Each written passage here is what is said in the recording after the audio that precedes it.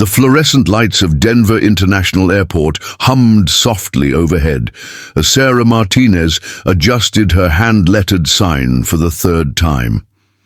The cardboard felt damp in her nervous palms, and she could smell the faint scent of her cousin, Maria's perfume still clinging to the borrowed blazer she wore.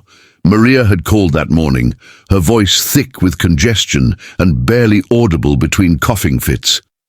"Sarah, I'm so sorry," she had wheezed into the phone. "I can't make it to the airport today. This flu has completely knocked me out." Sarah had stared at her reflection in her apartment mirror, still in her comfortable weekend clothes, faded jeans and an oversized sweater. "But Maria, I don't know anything about your job. I'm just a librarian. I organize books, not business. Meetings. Please," Maria had begged. "It's just a simple pickup. The client's name is written right here on my notes. James Peterson. He's flying in from New York for a partnership meeting. All you have to do is hold up the sign, drive him to the Marriott downtown, and make sure he gets checked in safely. The company car is already reserved." Now, 3 hours later, Sarah stood in the arrivals area, feeling completely out of place.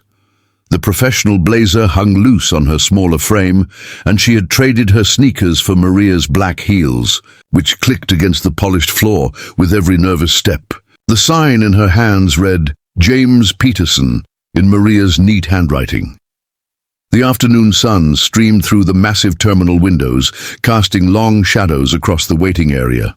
Families reunited with tearful embraces nearby, while travelers hurried past with rolling suitcases and phones pressed to their ears.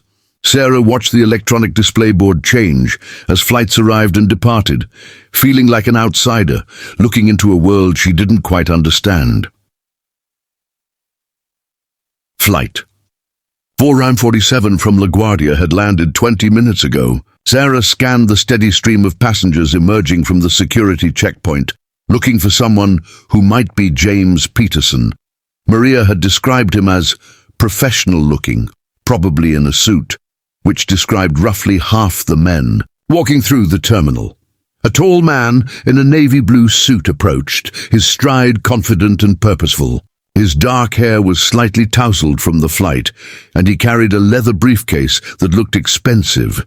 When he saw Sarah's sign, his face broke into a warm smile that made her stomach flutter unexpectedly. "You must be from Morrison and Associates," he said, his voice carrying a slight New York accent. "I'm grateful you could make it. The flight was delayed, and I was worried I'd missed my ride."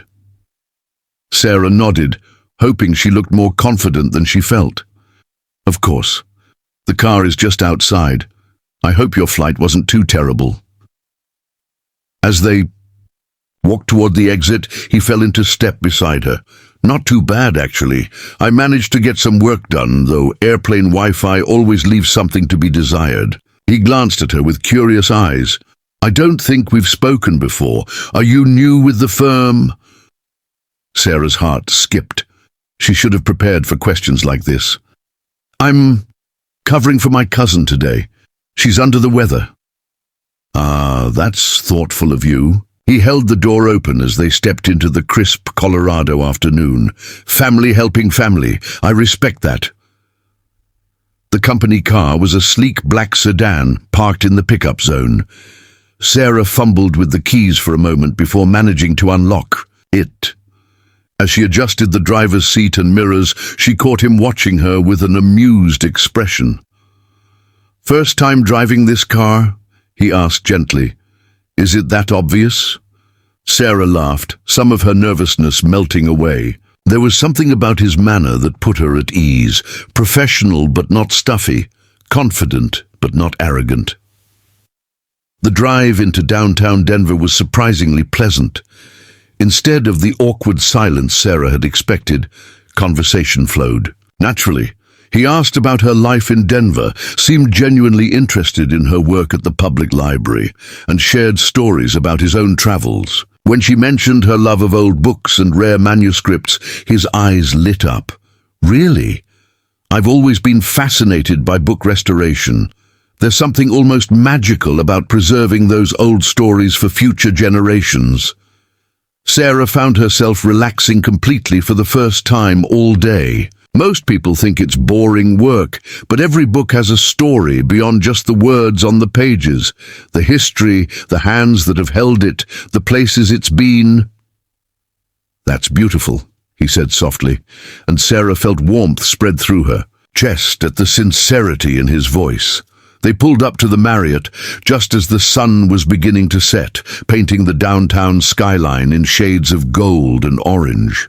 Sarah helped him with his luggage, still feeling like she was playing a role in someone else's life. At the hotel check-in counter, the desk clerk looked confused as she scrolled through her computer screen. "I'm sorry, sir, but I don't see a reservation under Peterson." Sarah's stomach dropped. Had she messed up already? The man beside her looked equally puzzled. "That's strange. Let me check my confirmation email." He pulled out his phone, frowning at the screen. "Actually, let me try something else. Could you check under Alexander Morrison?" The desk clerk's face brightened immediately. "Oh yes, Mr. Morrison, we have your suite ready. Welcome to Denver." Sarah felt the color drain from her face.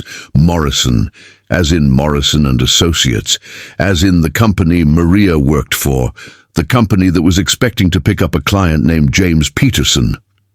Sarah began, but Alexander Morrison was already looking at her with dawning understanding. "You're not from my company, are you?"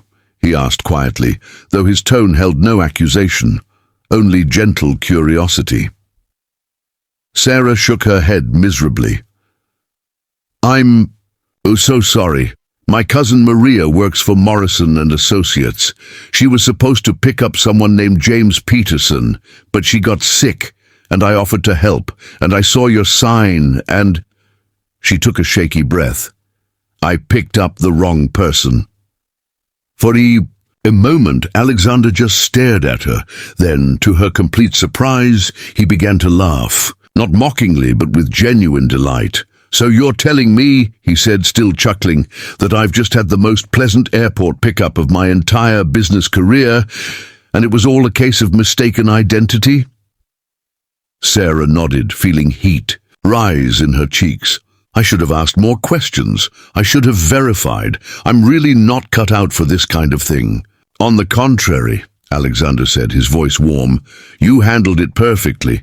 You were professional, kind, and interesting. Much better company than most drivers I've had." He paused, seeming to consider something. "Sarah, would you like to have dinner with me tonight?